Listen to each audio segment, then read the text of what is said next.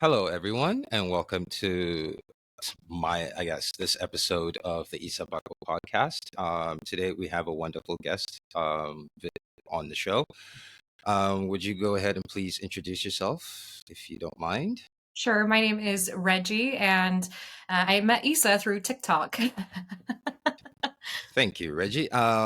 What is it that you do that is the reason you're on the show today, I guess? Perfect. So I met Issa obviously through TikTok because Issa, you happened to do a video that caught my algorithm because I talk a lot about Mormonism. And I am a seventh and eighth gen Mormon. I was brought up in the LDS Church of Latter day Saint religion, and I'm a seventh and eighth gen descendant of the original founding. But I talk a lot about ex Mormon stuff, and you had a video regarding the connection to federal government and Mormons, and I happened to comment on it. And I've been sending you videos ever since, so I apologize. Absolutely. So basically, that was the whole reason I invited you on this podcast today was to talk about Mormonism in the government and its connections. I guess to start off, if can you please explain to anyone listening what Mormonism is, so Sure. people. Yeah. So it's a evangelical religion that is American made. Um, and it started in 1830 when Joseph Smith published what he called the Book of Mormon, which he claimed was a divine translation of a set of golden plates that he had discovered years before that had an account of an ancient um, warrior named Captain Moroni, who was buried these plates, excuse me.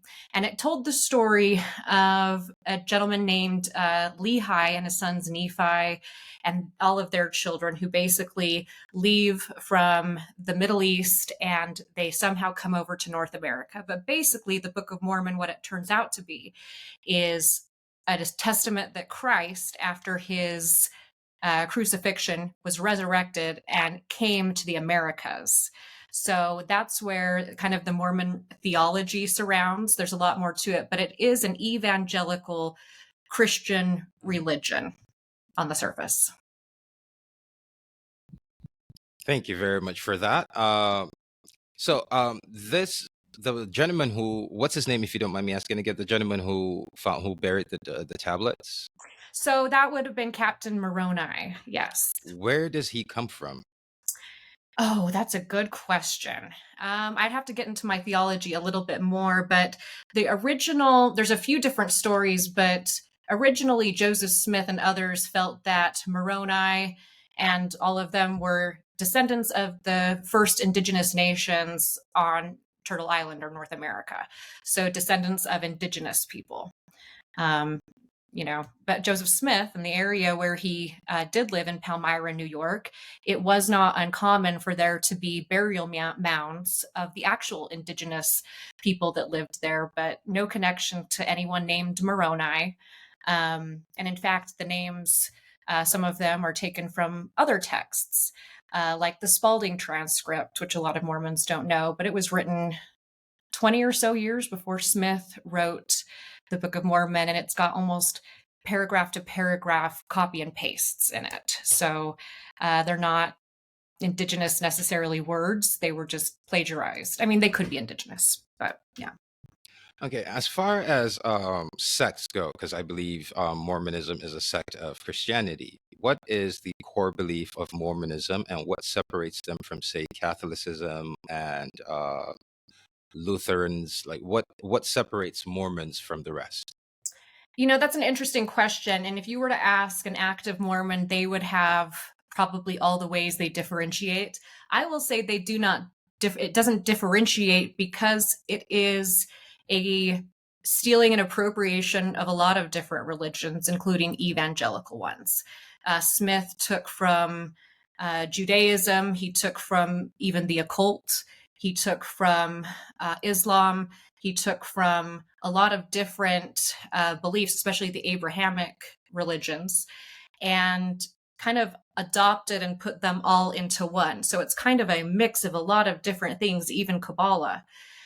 So where Mormons will tell you they differ is that they believe that families can be together forever, that there was an eternal plan of salvation, and Mormons, when we were in the pre-existence, chose who to come down to, who would be our parents, and what kind of life we'd have. But also in that pre-existence doctrine that I was believe that aspect was taken from Islam, because I believe in Islam, I am Muslim, and in okay. Islam, it is believed that a child, in before you come to earth, gets to pick what parents you would eventually be born to. But when you're born, you forget all of that, and I do believe that. But don't quote me. But I do believe that is from Islam. Very interesting, and that's why I say, like, Mormons will tell you it's unique, and then we come to find out it's another thing stolen. It's very similar. I have a friend, a good friend, who is Jewish, and one day I just said, hey, look at these symbols, what do you see? And he happened to say, hey, that's Hebrew. That's Hebrew, that's Hebrew. And these are things that Joseph Smith claimed to have gotten under divine revelation, which is crazy because apparently he's Moses too, if he can receive all of this divine revelation. So it's interesting that way. There are some theories and rumors going around that the religion was created to justify slavery in America. Do you think that is true, or do you think it was just more like Scientology, or do you think it had an ulterior motive? I don't know if it had an ulterior motive, but it did further white supremacy and slavery. So, regardless of the intent, the effect is it has furthered colonization, not just in the United States, but globally. I do not think it was created for slavery. At a point in time, even the United States considered the twin evils of the United States to be slavery and polygamy at the same time. And there are some prophets of the LDS Church origins, including Smith, who originally did give priesthood to Black individuals. And then when Brigham Young took over, who was a Zionist and a racist, he denied that, and so did Taylor and the subsequent prophets up until 1978, when they got rid of the Black priesthood ban. But of course, that's because the law was about to crack down on BYU.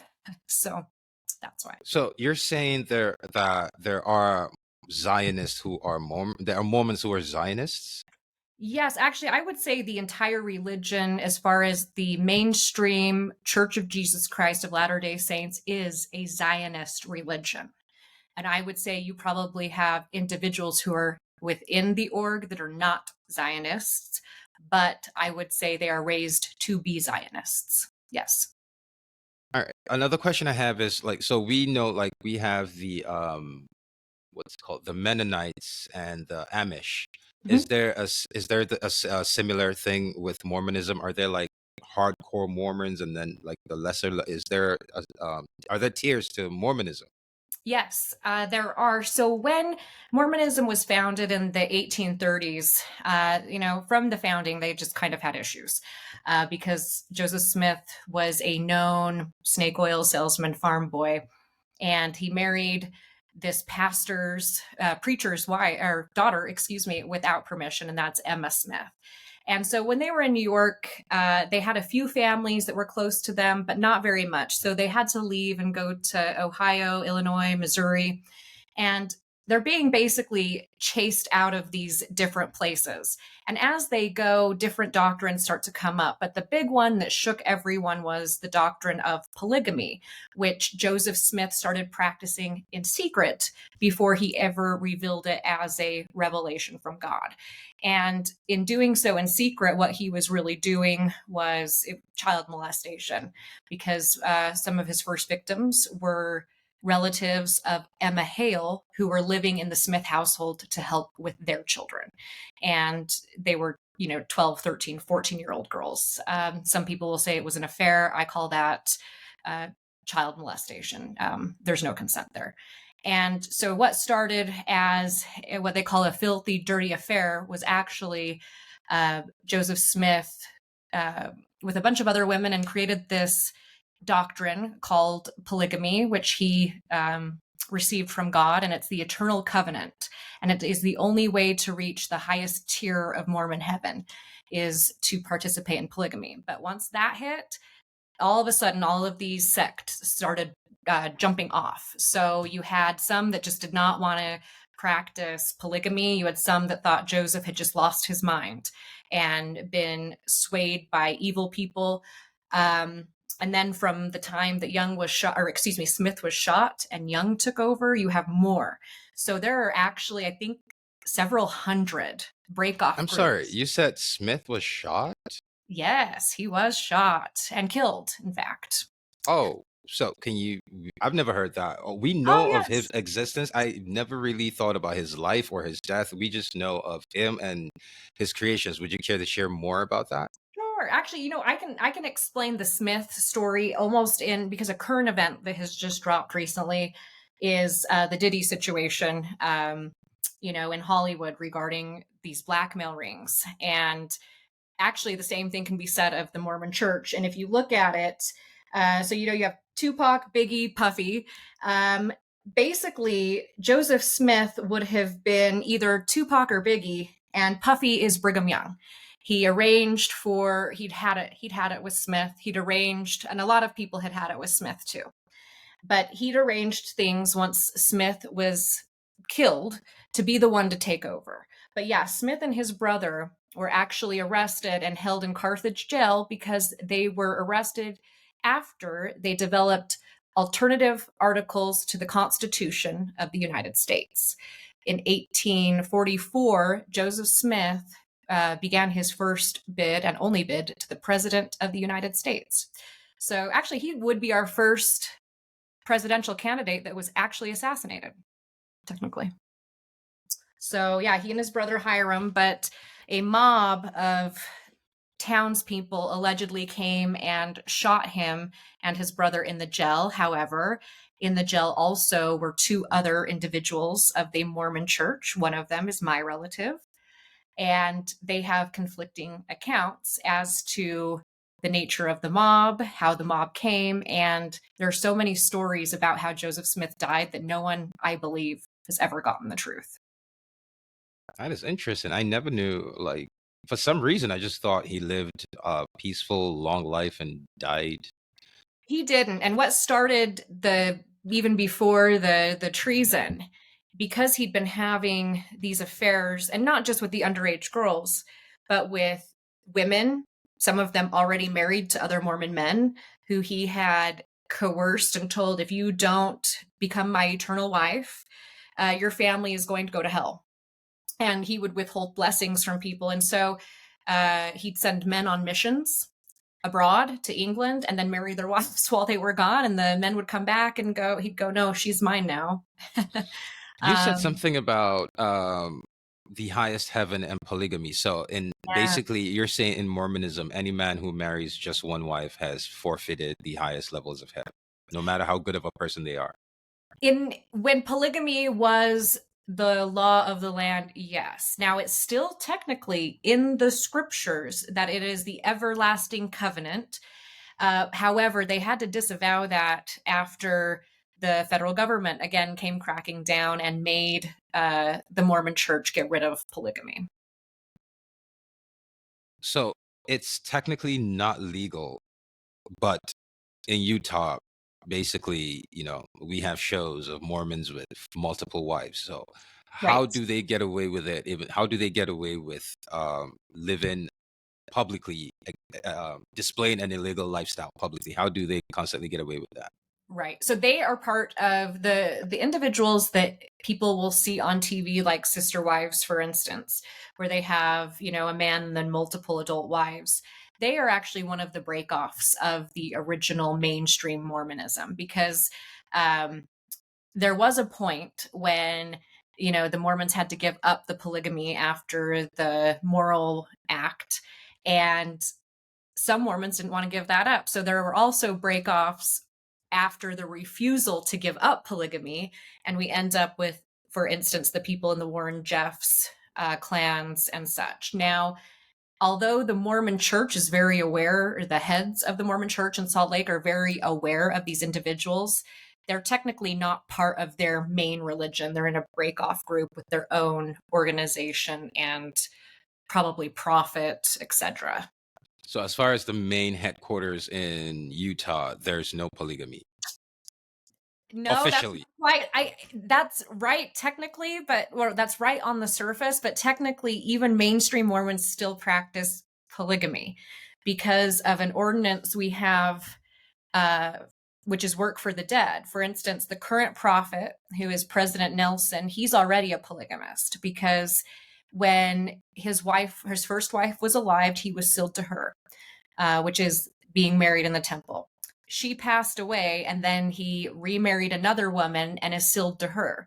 So technically, he's got two wives already in heaven, according to our theology or Mormon theology.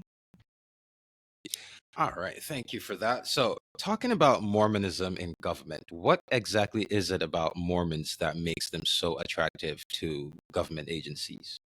I think there's a few things. Definitely the lifestyle standards that are mandated by the Mormon church would be a big one. Um, there is a doctrine called the Word of Wisdom by the Mormons that was forced strict adherence around like the 1930s, I believe. And that's where you'll see Mormons don't smoke, drink. They have certain grooming standards. They all very much look alike, but it's a lot of foods in moderation. But it was basically a way for saints to live. And again, that's like no coffee, no liquor, no weed, no tobacco, and no sex before marriage. It has all of these guidelines for an individual to live their life, which are not necessarily bad things, but Mormons are required to keep those because it's a commandment to them. And it's also for very Orthodox Mormons, it is a requirement to be able to go into the LDS temples that you keep all of the requirements of the Word of Wisdom. So you have to answer to a bishop to keep that recommend up. So, a federal agency, given their strict background checks, first off, they've got a population of people who will probably easily pass those for the most part. And also, Mormons are very obedient individuals. So I think the federal government also likes that because Mormons from the time we're born were kind of raised to bow to authority. It's an authoritarian religion. So we're very used to authority giving us orders and not asking twice. So I would say that's a twofold answer of why the federal government is interested in Mormons. Would you think? Okay, so I guess my question is: part Mormonism, is spirituality an important part of your daily life? In that, like, do they actually import spirituality into everything they do? Work life balance, is that something that's encouraged in Mormonism? Yes, I would say it's a false sense of spirituality though, because it's what it really is Mormonism requires you as an individual to look at everything, every action, every word, everything through the lenses of the church. So you're not oftentimes, even if an authority figure, for instance, is telling you to do something, if they're in authority, you do it and don't ask twice because they're in authority. This is that vertical morality or up down morality, where morality is hierarchical. And that's how Mormons are raised. And so in work Wait, life, sorry in about that. home life, Morality is hierarchical, meaning the higher someone is, the more moral they are. not only that, but wealth is also seen as a marker of God's love for people too in Mormon S- culture.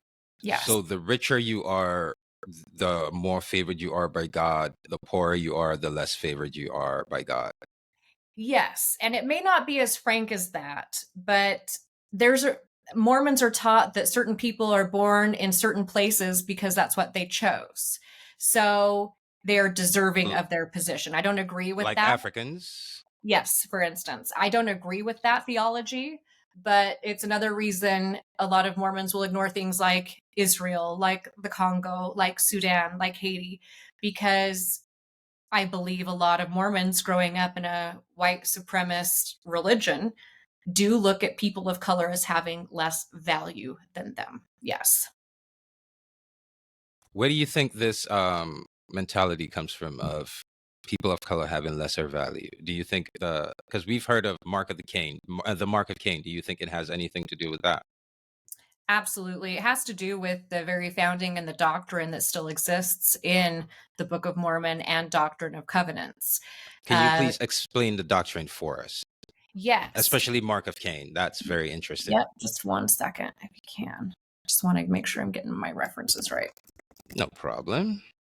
Wow, this is very interesting, especially considering the fact that Mormons are opening up a lot of churches in Africa. So for me, it's kind of confusing. Like, I would assume that's a place you would want to stay away from, considering your doctrine. But again, Well, and I'm the just Mormons also in the Sandwich Islands, they did a similar thing, it sounds like, to what they're doing in Africa. So, and that's why I was saying I think it might just be the same thing. Okay, so let me get this.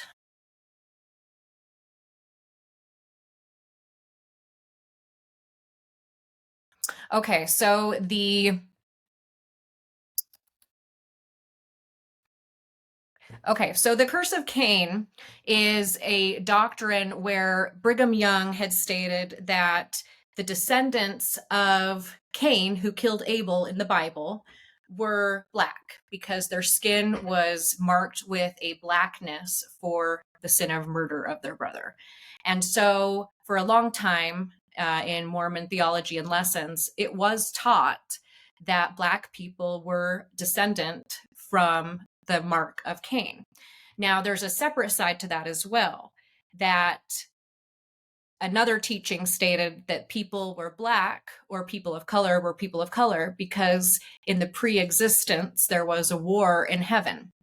And Jesus gave his plan to God the Father, and then Satan, Jesus's brother, gave his plan to God the Father, which was, I will force them to do what's right, where Jesus said, I will give them agency and the choice to do what's right. And so God the Father went with Jesus's plan, and Satan was not happy. And so he and the rest of his supporters were cast out, and there is some theology and some teachings that say the angels that went with Satan were cursed and the color of their skin would be cursed, or those that agreed with Satan in the pre-existence. So so there's a us few black places people for that. basically from pre-angelic times, we basically aligned with the devil. That's correct. Damn. And not just, and indigenous. The Book of Mormon, there are Nephites and Lamanites. And for a very long time, the LDS Church has tried to make them seem, like I said, like indigenous people, Polynesian people, but people who have legitimate ancient histories that have nothing to do with a white, you know, 19th century religion created by a guy in Palmyra. So, if that religion was created in the United States at the time it was, they clearly had to have. So we know what they think about black people, especially. I'm assuming that mentality would have come, especially because it was during slavery. So they had seen slaves everywhere, and they had formed an opinion on black people. So, what is the Mormon view on non-black people of color, like Hispanic people, Asian people, and the rest of anyone who's not white but not black? What's the Mormon Church's view on that? What's interesting is I don't know that it has taken an official stance on any other races or ethnic groups other than, I will say, indigenous people and black people. So yeah, but technically the doctrine does say that everyone will be white and delisome in the celestial kingdom. So if that's the problem with Mormon theology. If you believe that literally, which I do have friends who are people of color that are former Mormons, they have told me, and they have shared stories that say they really believed that their skin would become white in the afterlife, like as a mark of worthiness. And So wait, I'm sorry, I'm sorry. Let me. This is you're telling me that Black Mormons believe that when they die they will turn white. yes, yeah, and This is imagine. mind-boggling.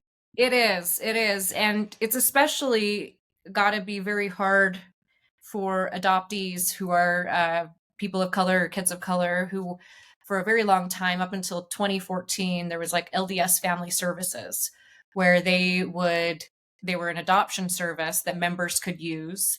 And during the late 90s and early 2000s, there were a lot of white Mormon families who adopted kids from Haiti, from China, from Singapore, um, Africa, a lot of places. And they adopt these children internationally and bring them up in a religion, teaching them that their skin is a curse and that they will be white like their parents once they die, as long as they stay faithful. And I can't even imagine what that's like to internalize, but it's a problem. It definitely is. I mean, because recently findings came out that there are Amish and Mennonite families that adopt black children here in the United States simply to as farmhands. Like they adopt black kids and just throw them on farms. Um, is there any negative, besides the spiritual aspect to it, is there any negative physical connotation to being adopted by a Mormon family that you know of? There could be. I do know of it was called the Indian Placement Program or the Lamanite Placement Program, which was essentially the Mormons helping the Utah and U.S. government with the boarding school process. And there were white families that took in indigenous kids and did have them work, not like their other white children, didn't treat them as good as their white children, including labor, including disrespectful practices like cutting indigenous kids' hair, which for those that may not know, hair is very sacred to indigenous people and is only to be cut upon certain events that are spiritual in nature. And you had these white families getting these indigenous kids from the reservations, chopping their hair to conform to white standards, shoving them in white school, and then on Sundays teaching them that everything they know about their indigenous life is wrong, that they were witchcraft practicers, and that everything they were doing on the reservation with their indigenous culture was wrong. And so they've already had a history of doing it. So I would not be surprised if that was the result of many kids who are adopted into these families. Well, now that you said the belief of Black Mormons when they die, it makes a lot of sense when it comes to what's the word I'm looking for? Um, Damn it. When they send people out to Africa, to Asia, Missions. to missions. Now Hmm. missionary makes a lot of sense. It's they genuinely believe that they are there to save these black people and turn them white in the afterlife. So yeah, And that and totally Mormons makes sense now. And Mormons will deny it when they hear that, to their face. They'll go, "We don't believe that." But when you show them the scripture, it's exactly what it says. And the problem is so many Mormons are, the way they're taught to research is by subject. And so they don't read it cover to cover, the Book of Mormon. They'll do it by like the subject faith. And then they will research the scriptures the church gives them down the line of this is what we look for in faith. So they'll say, "I've read the scriptures," but no, they've read the little master clippings of scriptures the church wants them to read. And I can tell you, the church never asks its members to read the stuff about the mark of Cain or polygamy or when Joseph started, things like the Danites and Nauvoo Legion and all of Smith's corruptions. So Uh, what are those? The Danites and Nabu Legion? yeah, so Danites, Danites, that kind of maybe goes into government as well. The Danites were an organization that were created right around the time of Joseph Smith's arrests and execution. But it was a secret organization, and it's spelled Danites, Danites. Sometimes they've been called the Daughters of Zion. It's all men, all men.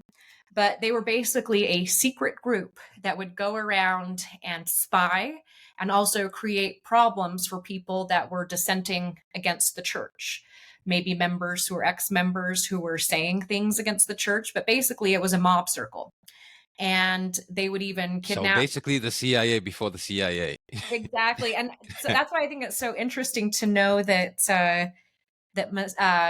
there were in Israel, excuse me, before the IOF, there were certain uh, groups that were Zionist Jews that ended up becoming the IOF because, oh my God, if you look at the Danites and their history, I'm kind of curious if that's how the CIA became, is through the secret order of the Danites through the Yeah, Mormons. so there are a lot of conspiracies, especially among Black people who know the history of Mormonism. Is the belief that one of the main reasons that Mormons are infiltrate. They use the word infiltrate because they believe it wasn't something the U.S. government actively set out to do. Is the Mormons got into government and they made sure that they actively hired just themselves, and like so.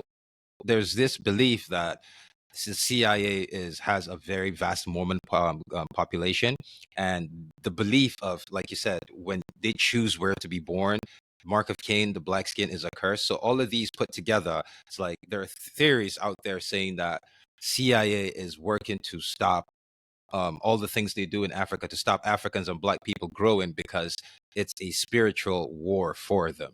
Like a lot of these people, the FBI stopping the Black Panther, it had nothing to do with safety or whatever we thought it was. It had to do with spirituality. Like, look, we are defenders of Mormonism. We are defenders of white Jesus, and Mhm. these Black people who are supposed to be cursed are trying to get out of that curse, and we need to stop them. Yeah. I don't know. Are there any truths to that? It is the impact, but or the effect. I don't know that it's necessarily the intent that Mormons see, though. And I think that's because they're so indoctrinated. Um, while they, on one hand, do see the place of individuals as their own earning or deserving,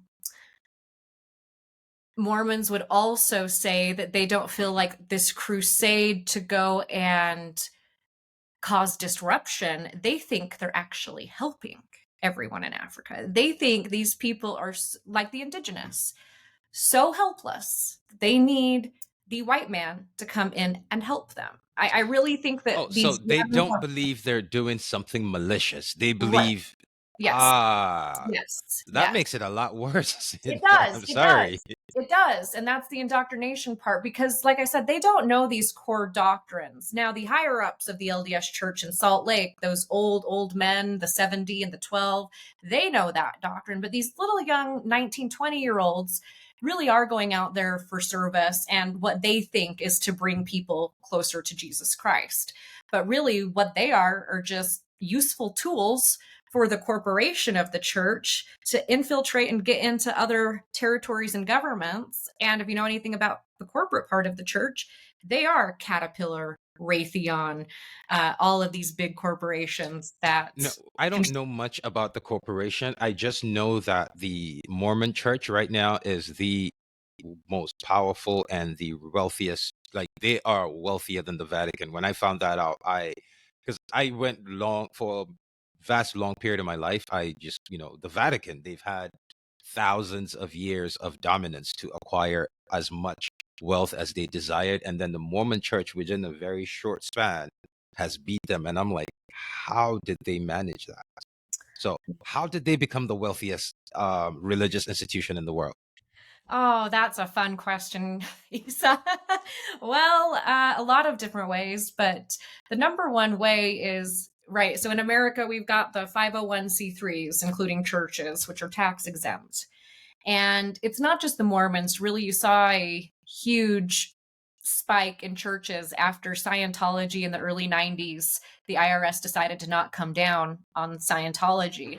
All of a sudden, religions, charities went crazy because they realized they could now invest, likely tax free, as long as their arms of the charity were somehow connected to the charity. And that is how the Mormon church has amassed almost $1 trillion.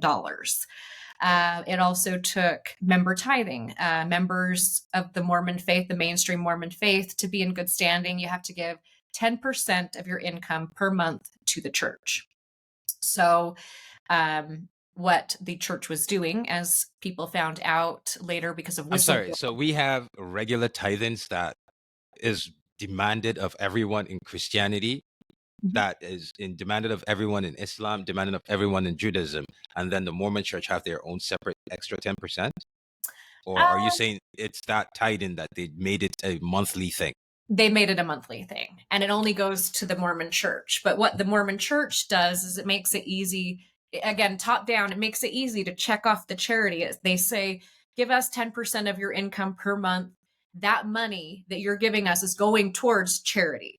It's going to help the needy in Africa. It's going to help stop trafficking. It's going to help solve, crisis after hurricanes. That's what we all thought our money was going towards. Come to find out, it was going towards business, stocks, a shopping mall called City Creek built downtown Salt Lake. And so, yeah, when you get member tithing tax free, invest it, get returns, you'll make a lot of money really fast. And that's how they've done it. I mean, that is, I mean, can't And can't we can't didn't knock the know. hustle. I didn't know. Like, and if you think about it this way, generations, so 7 and 8 generations of my family members have been paying 10% per month. Think of how many generations of family members for 7 and 8 generations that did that. And that is how it's a pyramid. It's off the backs of the So, members is how so your bloodline, I'm sorry to say, has given at least 10 million to this church. At if not least. more, if not more. That is, wow. That Yeah. is, whew. That's, wow. Okay. Well, so And are we there leave any them more to. things you want to share? Because there's so much right now I'm learning. I'm just like Sure. all over the place. It's mind-boggling. No problem. So the thing is, how is it that finding out all these things, Scientology seems to have a very bad reputation and it's seen as a cult, while everything you said, Mormonism mirrors it and it's seen as a regular, legitimate religious institution. So how does Scientology get to be a cult and Mormon is not a cult? Better PR. I'm serious. It's better PR. Scientology has its hooks in Hollywood for sure, but Mormons, after the polygamy scandal, it was very hard for Mormons to take control of the narrative again, to make them look like family people, people that care about their kids, because the reputation at the time that Utah became a state in 1896 was polygamy left these poor women destitute in the middle of the desert with prairie madness, with a bunch of children running around. They only saw their husband when he'd come around to breed. And they were basically there to start these towns so that Utah could become a state and have enough people to populate. So it was polygamy, but it was chattel breeding, is what it was, because it was generational, forced in a certain location to populate. And so for a while, the reputation about Mormons was it created these horrible family situations of single women who were destitute, which was all true, and these men who were just philanderers who would go around and find these younger and younger and younger wives and then just keep replacing the older model with the new one. And so when the Mormons decided they needed to keep people because they were losing people, they decided to rebrand. And that rebrand went between the 30s, 40s, 50s, 60s to becoming a family focused, a clean white shirt and tie, where they started really looking like the CIA. I also don't think that's a coincidence. That's when that rebranding started to happen. And so that comes into the version that people know now, but that wasn't always the case. Mormons for a long time were actually even discriminated against. They weren't even allowed to vote for a while because of the shenanigans they were up to. So, yeah, it was a rebrand. Wow. How did we not know all of this history? It's so my question is, would you say the end goal for Mormonism would be the same as Zionism? Well, yes. So the end goal of Mormonism is Zionism. It is the destruction of the end of the world and the second coming of Christ. And in order for that to happen, there will be global wars, according to the doctrine, and rumors of war and destruction. And there will be a gathering of the Jews in Israel, which it is a Zionistic belief, and it very much parallels with Zionism. Wow. So I, I would venture to say that there are Mormons who look forward to this ending and support Israel. Jews go into Israel because they believe it. So now there are videos that we see of evangelicals going to Israel trying to preach. They get spit on, they get attacked. Mormons, do they face the same type of treatment from Jews in Israel when they go, or is it or are they treated completely different? I don't know. However, I will say that Brigham Young University, BYU, has an institution, a learning center in Israel. So I know that there's been cooperation between Mormons and at least individuals who are Jews in Israel.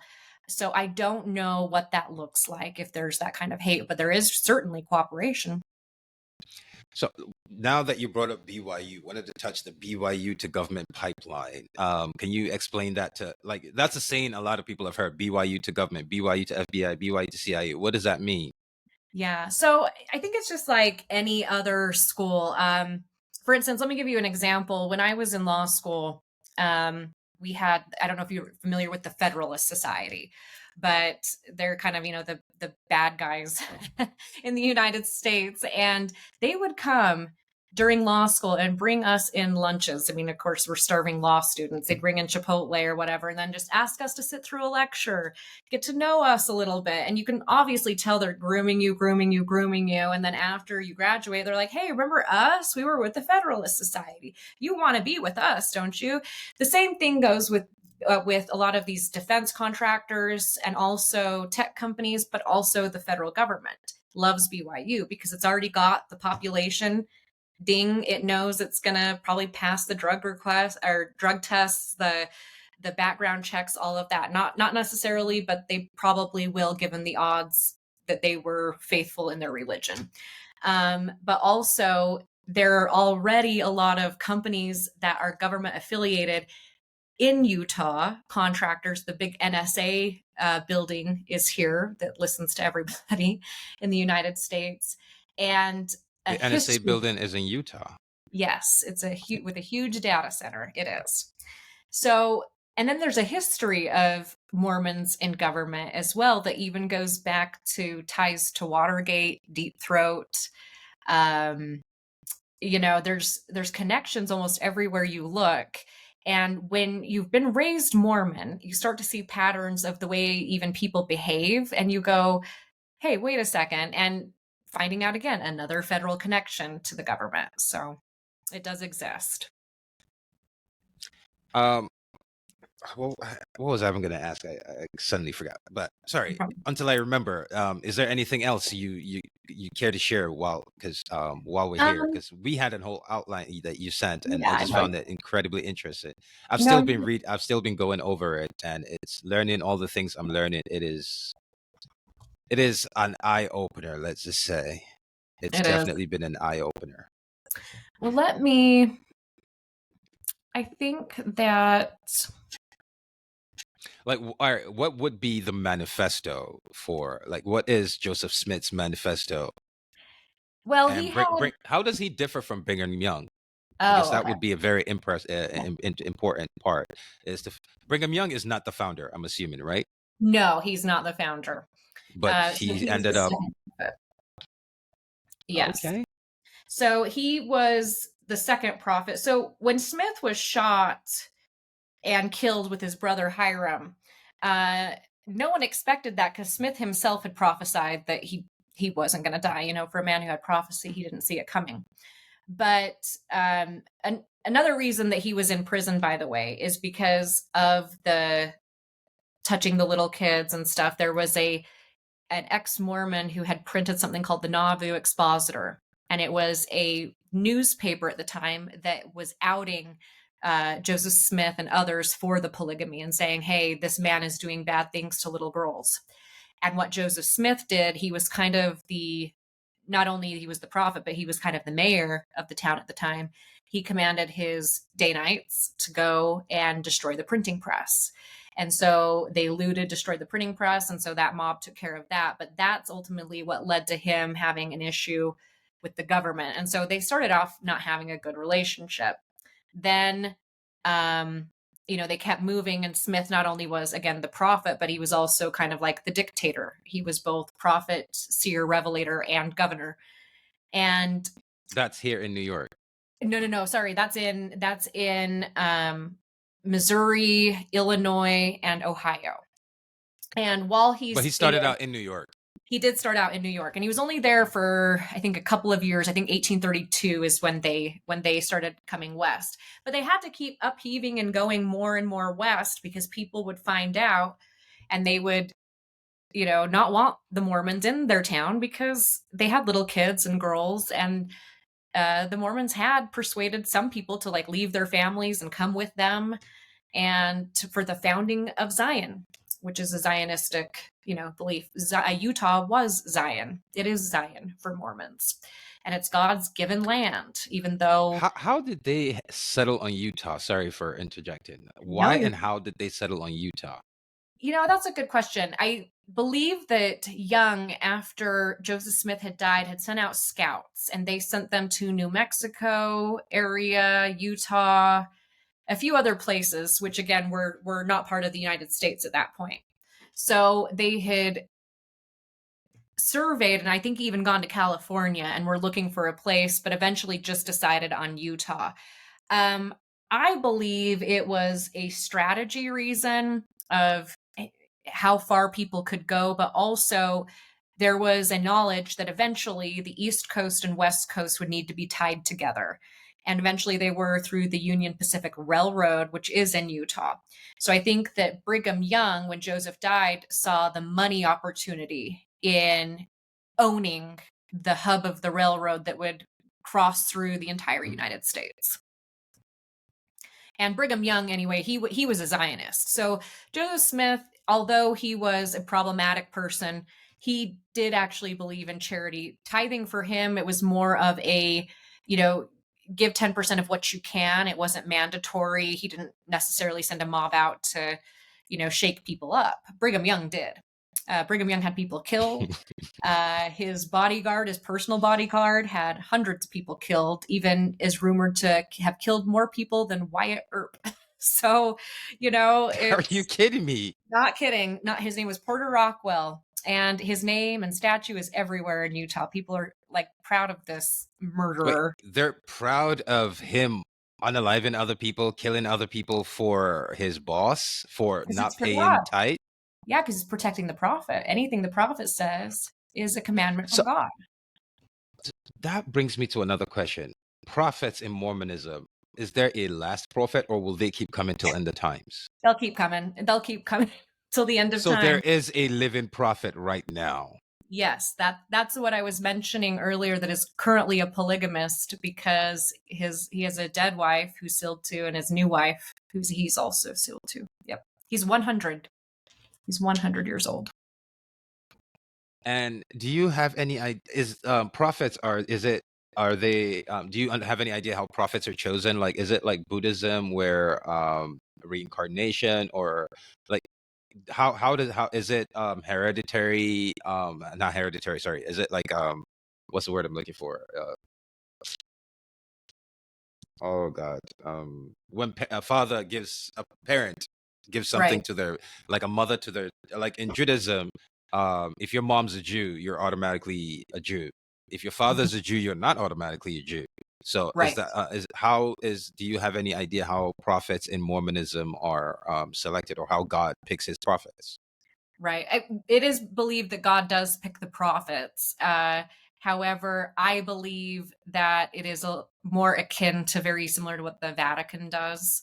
And I believe that it's basically all of the old men that decide. No, it's not really known how they're picked, but usually you can tell by the way it's set up and how long they've been serving in the Quorum of the 70 or the Quorum of the 12 or the First Presidency.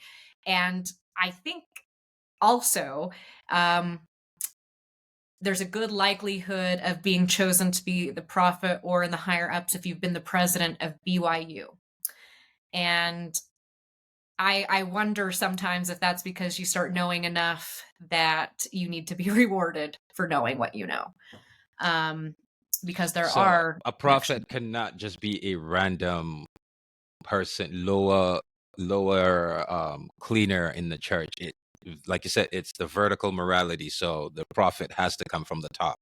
Yes, and our current prophet is a former heart surgeon. So and previous prophets have been had very successful careers in something. There have been always prophets that, maybe came from humble backgrounds, but end up in a very successful business or profession somehow.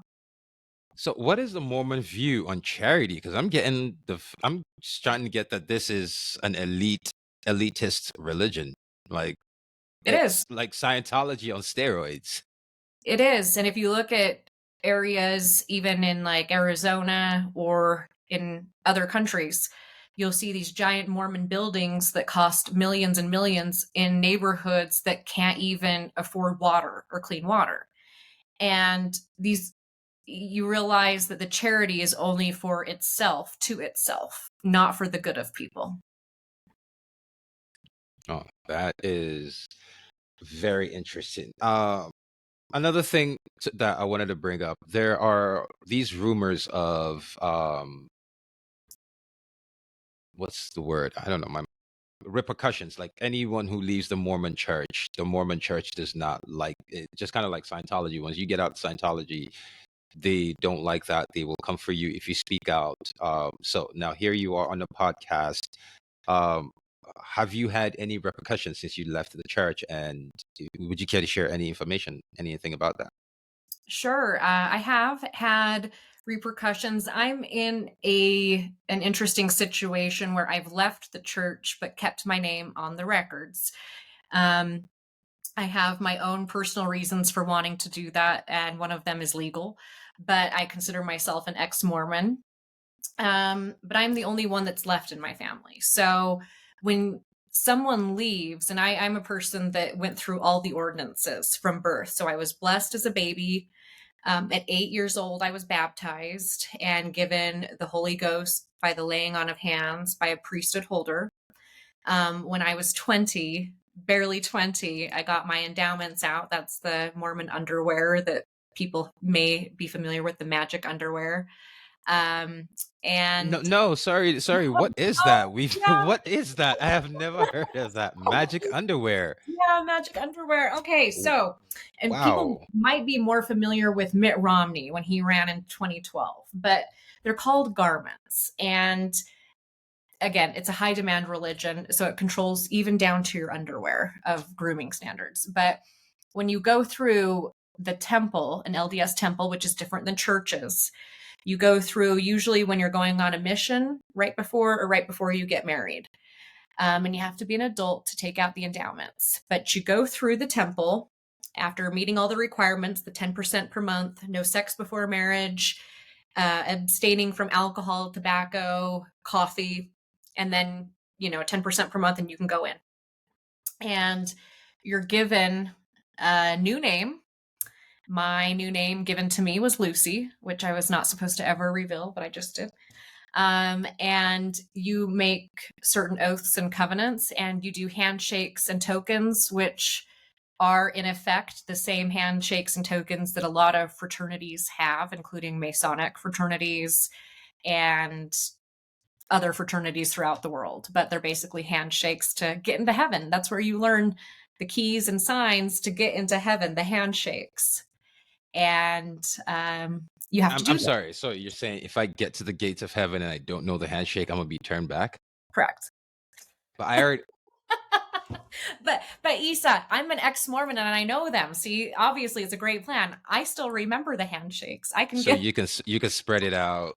I mean, you could sell the handshakes. Just like Catholicism is selling. Oh God, I mean, this is a business idea. Think about it. Ex Mormon. We'll talk. We'll talk. well, we might as well Huh. because that's what the Mormon Church. It's a company town, looking like a religion, right? It has the media presses. It owns the news channels. It owns the paper mills. It owns the means of production. So in Utah, the consequences that I probably will face will be forever felt because you don't really get to succeed and thrive in life in Utah as an ex-Mormon. Not usually because the church runs everything. So at a certain point, I kind of accepted that as my fate, but that's You okay. still live in Utah? I not only live in Utah, I live in Utah County, which is where BYU is located. So yeah, the most conservative area of Utah, and I'm a loud and proud ex-Mormon. That is very, very interesting. A question I had: what is the difference between a church and a temple?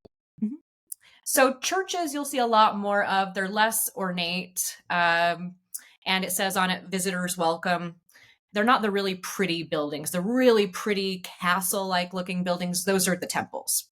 And those are where Mormon marriages take place, which is the sealing, which the man and the woman only, because only cishet straight relationships. Uh, Eternal family will be together forever between a man and a woman. And once their kids are born, because they're born in the sacred covenant, they are also included in their family tree in heaven. The other ordinance that can be done in the temple is what's called the sealing. So maybe a couple is married previously and they convert to Mormonism, but they were married outside of the temple. They can have a sealing ceremony where they're sealed in the Mormon temple. And they can include their kids and stuff too, just for that portion. And then another ordinance is baptisms for the dead, which is an ordinance where Mormons will baptize each other in proxy for people who have already died so that they can choose to accept those ordinances on the other side of the veil. So they get baptized for dead people. Now, once you've gone through and gotten your endowments, the underwear, So sorry, and so I could get baptized if I were Mormon. I could get baptized for someone I've lost that I care about. correct, correct. Interesting. And and that's one of the main frames of Mormonism, maybe a point that it is unique, but it did get into trouble because some Mormons started baptizing people like the presidents of the United States, former serial killers, former Hollywood actors, and they finally started baptizing for the dead Jews who had died in the Holocaust, and they had to get an injunction against them because they were posthumously baptizing people into a different religion without the living family's consent. And so now the church, you have to be related to the people typically to be able to bring a list to do work for those dead people. So that's kind of how to bring a family member. I forgot I muted myself. It would have to be someone that I'm related to. Yes, I believe that's the case nowadays, or at least know well enough that you can bring their record to show. Yeah. Wow. Okay.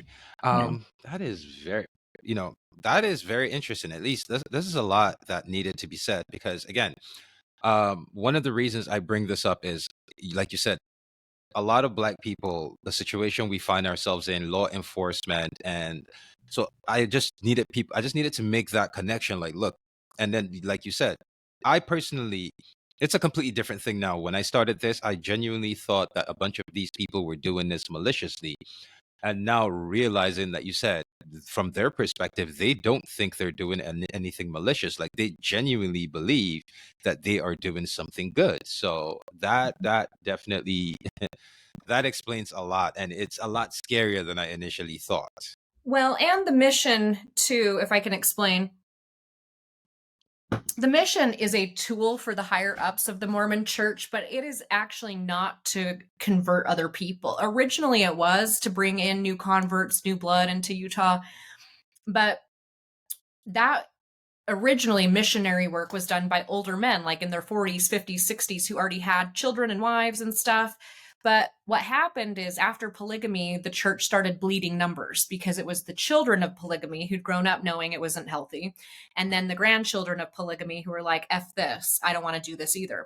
And so the church had to go into a fundamentalist kind of shell and really hone in and make things stricter, more fundamentalist. And they really focused on breeding, and the woman's place is in the home, with the family. Women don't need education. They are here to breed. That is a woman's eternal purpose. And Wait, so they I'm really, sorry, women don't need an education?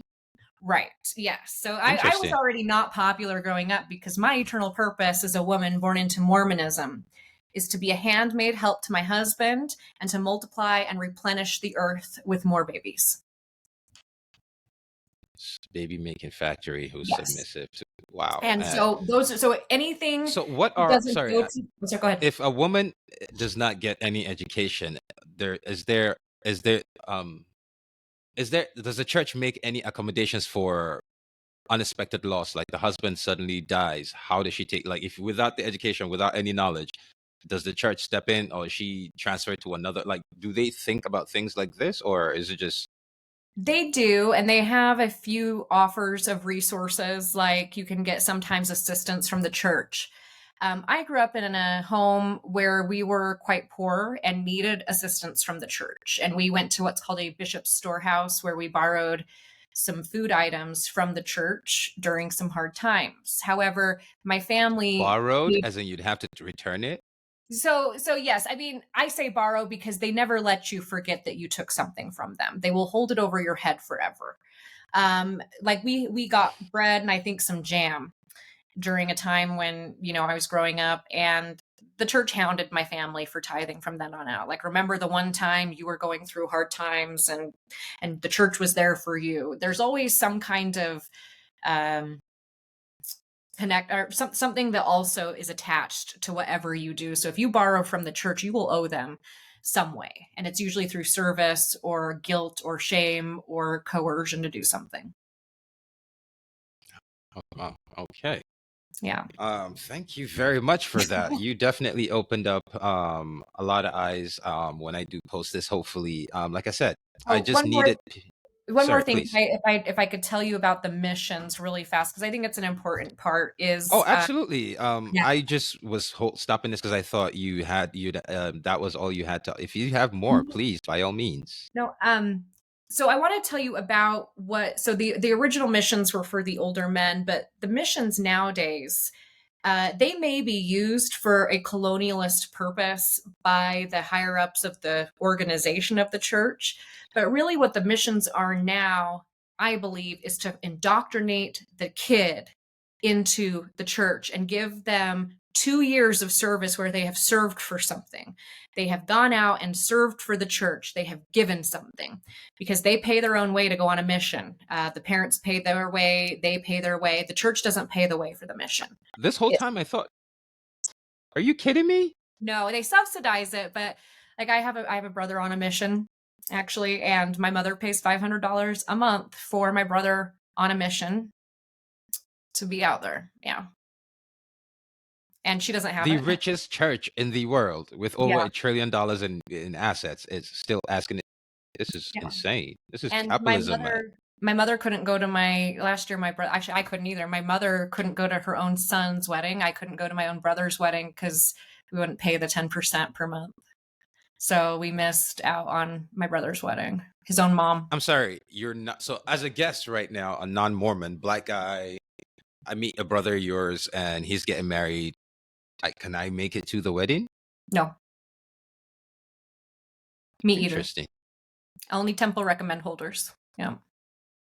So, you're telling me that there are people who still participate and active in a church that will tell them you're getting married. This is the one of the most important days of your life, and your family members cannot be here because we deem it so.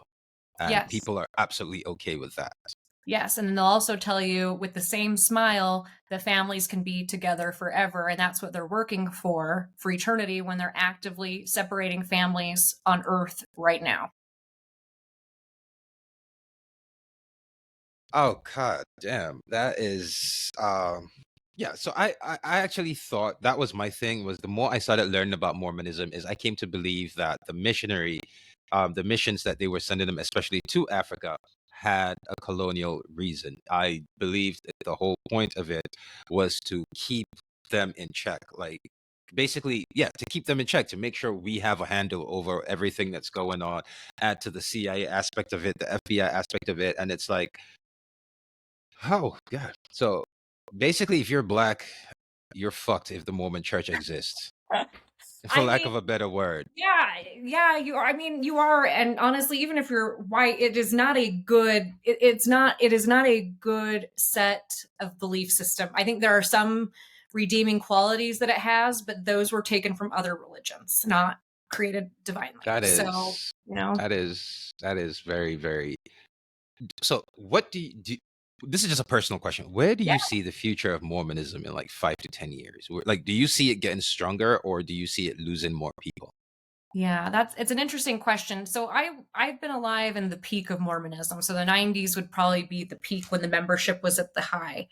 Um, the problem is the church now is faced with the information era where things are so accessible. For a long time, like I said, because it's like a company town, it owned the printing presses, the libraries, the professors all went, you know what I mean? Like some way there was a Mormon adjacent connection. So it was able to suppress things for so long. Now, with the World Wide Web, even with the Mormons' giant SEO companies and investments, it can't control the information anymore. And so the truth is getting out there, which has been written from the very founding of the church. The fraud has been written about since the 1830s. And now people are starting to get to see it. And I will say this as someone who is, I wasn't necessarily a true believing, I think, member. I don't think I ever truly believed, but as someone who was brought up to know what they wanted me to think and has seen people deconstruct, it can be undone, but it takes work. So it can be undone, the indoctrination, but it takes an ego death of the People Mormon. have And to also be willing to, because yes. I just saw something that has nothing to do with the Mormon church, but just a little political.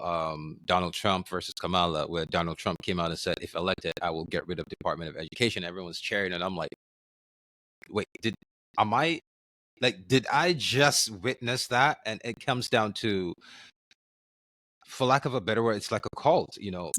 Faced with the information, people are still choosing to ignore it. Like the man said, I will get rid of Department of Education, meaning your children are not going to have any access to education.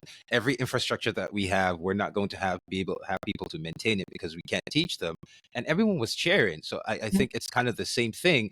Is you have people faced with the truth, they just don't want to confront it, or because I can't remember the word for it, is where you've lied to yourself for so long that it's better to continue lying because you realize the truth is going to destroy everything that you've built your entire life on. And I don't know, Absolutely.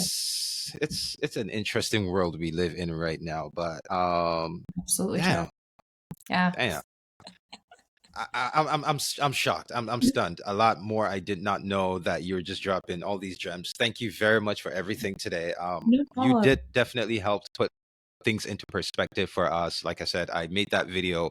I just wanted a lot of Black people, especially in the United States and globally, to know what they were up against. Like I said, um, in the United States, you have Ku Klux Klan and you have the Black Panther. The Ku Klux Klan has been around significantly longer. They are Mhm. more violent. They are a terrorist organization. And the Black Panther, who was created with almost 100 years after the Ku Klux Klan, were broken apart. And I'm Mhm. like, why is one organization so? And then when people start to realize, okay, the FBI did it. The FBI is full of Mormons, Mhm. Mormons who believe um, Mark of Cain. So you have people who genuinely believe, like, okay, you know what? I'm not trying to stop Black liberation. I am just trying to help my God defeat the devil and his people.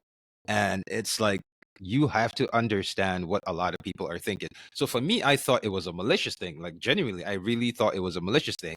But now you saying that these people genuinely believe what they're doing is a good thing makes it significantly worse and a lot more dangerous.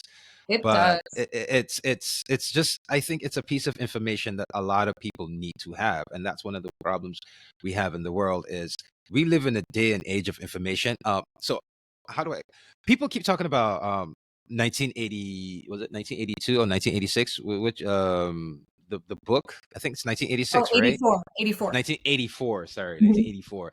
Everyone keeps talking about 1984, but personally, I think Aldous Huxley, who's on the opposite end of things, I think that's more of a reality, because it was uh people were saying no, they're gonna withhold information, they're gonna do this, they're gonna do that, and Aldous Huxley, I'm sorry, wrote a book. I can't remember the name of the book, where he was saying, instead of withholding information, they are going to give you so much information that you will have a hard time figuring out which one is the real information and which one is the false information. And they do that so much that it gets to the point where when you hear the actual information you need to hear, you'll be like, I don't care about it, because you've heard so much misinformation. That so me, I'm more on the Huxley side of things than the 1984 side of things.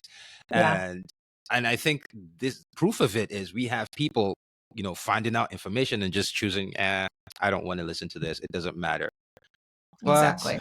yeah, this was definitely eye-opening. Thank you very much for coming. I No appreciate problem. this. um would you care to share any social media handles, if you want any follow, if you, because I know you do share a lot on TikTok, if you want to get people to follow you to learn more about, so any information you would like to share about yourself, please go ahead. Sure. If they want to follow me online, it's just at Reggie in Law on TikTok. That's kind of the only place I'm at. And if TikTok ends up going away, that's it. So that's where I'm at. If TikTok goes away, it is. I mean, at this point, I don't think it is, because what, we're September now, or about to be October. September was the deadline, and it's not gone down, so they have definitely acquiesced, and Palantir and ADL now have access to TikTok. So U.S. government now runs it. But thank you very much for having you, or for coming on.